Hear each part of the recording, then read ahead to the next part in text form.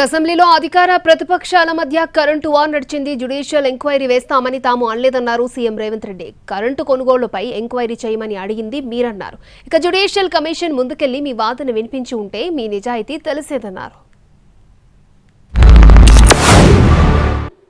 ఆ రోజు బిహెచ్ఎల్ అధ్యక్ష ఇప్పుడు కూడా మేము చెప్తున్నాం, బిహెచ్ఎల్ ప్రభుత్వ రంగ సంస్థ, కేంద్ర ప్రభుత్వ రంగ సంస్థ.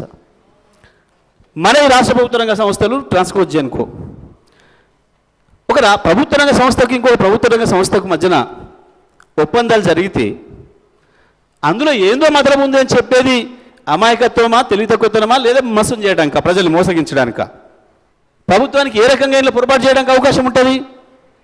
బిహెచ్ఎల్ నుంచి డబ్బులు తీసి లంచాలు ఇస్తారా అధ్యక్ష, చైర్మన్ గారు? ఎవరికైనా అవుతుందా? ప్రభుత్వ రంగ సంస్థల నుంచి సాధ్యమవుతుందా?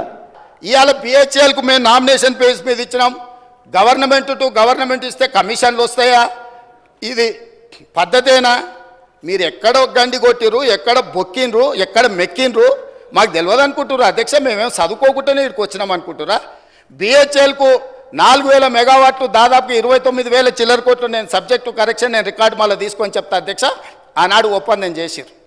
బిహెచ్ఎల్ నుంచి వీళ్ళ బినామీలు, వీళ్ళ బంధువులు, వీళ్ళకి కావాల్సిన వాళ్ళు సివిల్ వర్కులు మొత్తం మళ్ళీ బిహెచ్ఎల్ నుంచి వాళ్ళ కాంట్రాక్ట్ ఇచ్చారు అధ్యక్ష. ఈరోజు విచారణకి ఇస్తే ఎందుకు గుండెలు బాదుకుంటారు అధ్యక్ష?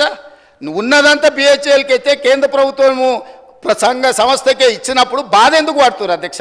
కోర్టుకి ఎందుకు పోయినరు? విచారణ జరగొద్దని ఎందుకు అంటున్నారు? ఎందుకు పొడ పేపర్లు పెడుతున్నారు?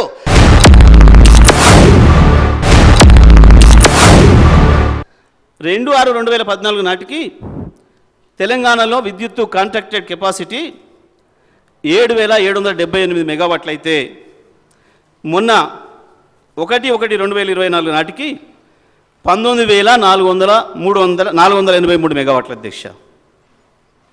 అంటే 11,705 మెగావాట్లు మీరు అడుగుతున్న పెద్ద మనిషి నాయకత్వంలో అద్భుతంగా ఇన్స్టాల్డ్ కెపాసిటీ పెరిగింది.